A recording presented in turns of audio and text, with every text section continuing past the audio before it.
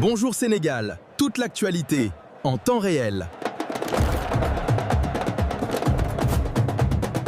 taare ba Sénégalais yi jënd ko nekkatul un projet de Pastef, c'est un projet du Sénégal. Donc ce n'est pas le projet de Ousmane Sonko, mais le projet non, ce n'est pas le projet de Sénégal. Ousmane Sonko, Okay. mais c'est un projet du Sénégal parce Okay. que le Sénégal l'a adopté. Ok, et et l'a accepté. Oui, et pour la Alors, deuxième question. la première question, c'était quoi encore?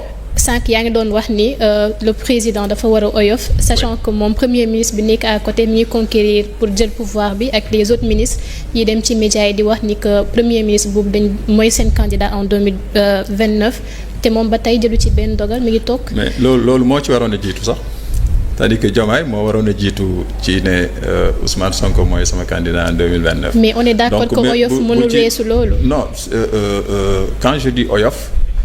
xam nga loolu da koy je pense que da koy nangu malgré lui c'est-à-dire que da koy naqarlu en fait da koy gars yi di ko wax moo tax mu génne ko d'ailleurs moo tax mu koy wax naqarlu comme non acte yi muy posé après tu sens que ça lui plaît pas et je pense que ci gis nga loolu dafa am bés boo xamante ni ci ay interview ndorteel yi muy joxe dafa ni président nu mu tuddee premier ministre dama bëgg mu bañal lor ña fauteuil bi rek mais na ko ne jag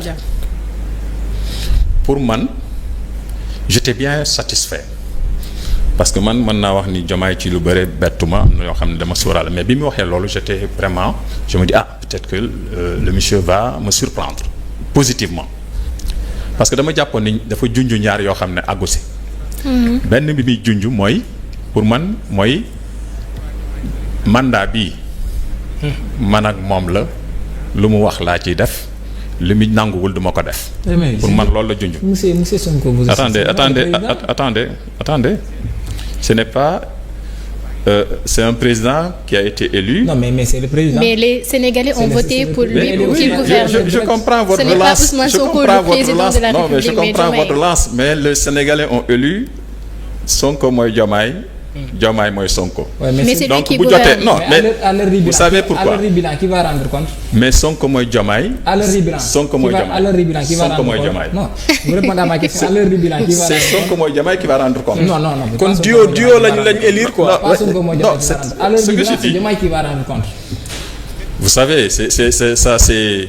On a une feuille présidentielle, pas une fauteuil présidentiel. Ouais, mais bon, ça c'est des formules. Non, c'est pas des formules, c'est non, des- je vous assure que je vous ai dit tout à l'heure que les pouvoirs sont influencés. Mono ko dindi. Tu sais, chaque président depuis la nuit des temps, y compris même les rois étaient influencés. Y compris les rois étaient influencés. Donc le pouvoir s'influence. Maintenant, je te dis, il s'influence négativement ou positivement, c'est-à-dire que bu fekkee influence bi dafa jógee ci yi nga xamante ni bëgguñu woon nga falu. Donc nanguwuñu li la askan bi nangul ñooñu bu ñu la influencer tu es dans la mauvaise influence mais bu fekkee influence bi mu ngi jógee ci ñi nga xamante ni ñoom nga àndaloon ba falu c'est de bof si vous voulez vous pouvez le dire comme ça mais fondamentalement il est difficile de déconstruire ça parce que amul fenn foo xamante ni nit ki dafay tëju rek di décider Diomaye il a des conseillers il a des relations et tout ça interagit dans ce qu'il décide au quotidien. Il faut le noter loolu c'est évident donc pour man. Oui. junj na loolu première chose mooy mandat bi gannaaw bi ñu may fal man mooy dañ ma ni Sonko mooy Diomaye kon Sonko ak Diomaye lu ñu nanguwul man du ma ko def première chose deuxième chose mooy 2029 moom mooy sama candidat gis nga bu waxoon ci wax ñaari wax yooyu benn coow dootu fi am. Et Diomaye c'est ça qu'on attend de lui maintenant mu ngi wax ni su ma wóolootul pour moi dans cette circonstance là si Diomaye considère que il n'a pas été élu avec l'influence de Pastef et de Ousmane Sonko li mu war a teg comme acte mooy je remets le jeu ñu rebattre carte yi ma am sama mandat bopp boo xam ne Sonko du ci taq Pastef du ci taq.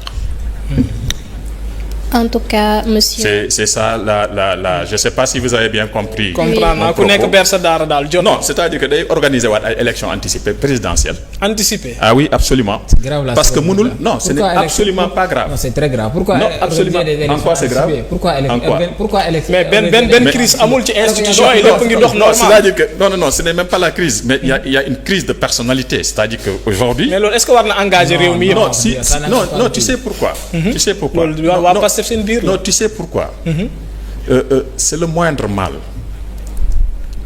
Pour moi ça c'est le moindre mal. Xanaa loolu moo nekkoon pacte bi donc. loolu moo nekkoon pacte bi ngeen waxtaanee. Non, ce n'est pas le pacte, ce n'est pas un pacte. gis nga man dama jàpp ni sax Diomaye gis nga bu tegu woon ci yoon bu ñu samp autoroute de vérité et autoroute de promesse bu ci desoon. ba 2029 mën nañ àgg 2029 Ousmane ne ko booy continuer parce que Ousmane n'a pas l'obsession du pouvoir et on dirait que Diomaye est en train d'aller vers ça. mais c'est pourquoi je dis il faut vraiment monsieur Niambi Sonko xam naa dañuy ñëw tëj foofu mais quand même quoi qu'on puisse dire mooy Diomaye moom la ñu fal comme étant président il peut pas également être ci li nga xamante ne loolu la ñenn ñi bëgg il est là pour tous les Sénégalais donc li Sénégalais yi bëgg moom ci loolu la war a nekk Seydina Omar mu mel ni heure bi mais ci loolu rek laay ñaanal mu nekk ci li Sénégalais wax voilà heure bi jot na mais bëggoon naa laaj sa temps la yaa xam ne kóllëre bi Diomaye fësal digganteem ak Diomaye président naka nga ko gisee. c'est un détournement d'ailleurs loolu pour man usurpation la ak imposture. d'ailleurs loolu tamit mu ngi koy teg na ko ci sortiem bi xam nga usurpation imposture. mooy ma fekk li nga moom téléphone bi yow yaa ko moom ma jël ko ne maa ko moom mooy usurpation. oui donc ñooñu mu àndal ñu naan ñoom ñoo ko fal. vraiment c'est de l'usurpation. imposture mooy nga am taxawaay. bi nga amee taxawaay ba ma ñëw non gannaaw yow yaa am taxawaay man du yow man la c'est de l'imposture. et puis beneen bi c'est de l'arnaque. cette histoire de Diomaye c'est de l'arnaque naxambaay la.